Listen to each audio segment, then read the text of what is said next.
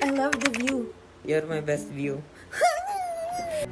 A day in a life as a college nga laagan. Hashtag holiday edition. So for today's video, inyo kukuyugan. Kaya inyong ko ihatod sa airport. Hala ka, bagag na mo. So karon pa dulong to sa airport pero sugato ng afam nga na-meet na to sa Facebook 2 years ago. I just wanna love you forever. Jamara dito. So gihatod ta sa ato ate o mamaki mo ato tag airport kay mo ato tag Manila. Malamang. Kaya nga no, asa di ko. Nunoon sa day ko.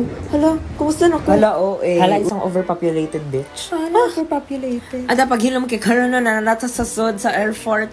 Umukaan sa takay, naman tayo pamahaw pa ni Odto pa ni Hafon. Hala ka lang ni sa sudan sa Jollibee. Ako claustrophobia. Kuratan kadali, kaya nagtuog ni lupad na. And anong ulam for today? Me. Gemma sad kaayo oy gipagawas na noon to sa Jollibee kay mas lami ta sa ila sudan. Hoy, hala isa ka bang chicken nuggets?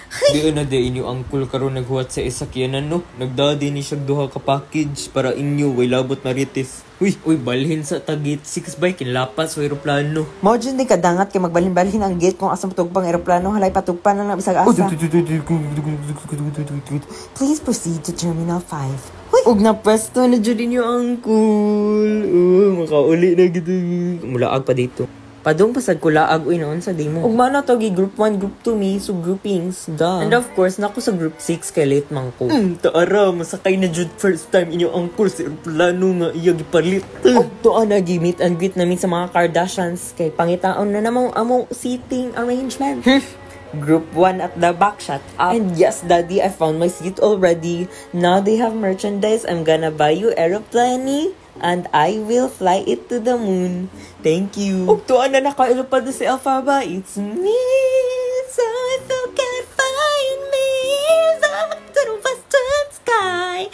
Shut up. Aguro habog naman kaayo ni. Uy, makita na kasi Kuya Kim nag-weather lang. And look, it's ganda. I love the view. You're my best view.